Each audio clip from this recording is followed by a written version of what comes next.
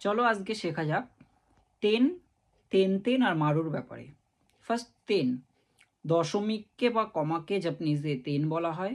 আর তেন তেন মারু, তেন তেন মারু কিছু কিছু লেটারের উপরে বসে সেই লেটারটার উচ্চারণ চেঞ্জ হয়ে যায়। চলো দেখা যাক কোন কোন লেটারে তেন তেন এবং মারু ব্যবহার হয়। ফার্স্ট কা, কা লাইনে তেন তেন বসলে কায়ের উচ্চারণ চেঞ্জ হয়। যেমন গা, গি, ঘু, গে, গো। এবার সা লাইনে জা, জি, জু, জে, জো। তা লাইনে দা, জি, জু, দে, দো। হা লাইনে বা, বি, ভু, বে, বো। আর মারও শুধুমাত্র হা লাইনেই ব্যবহার হয়।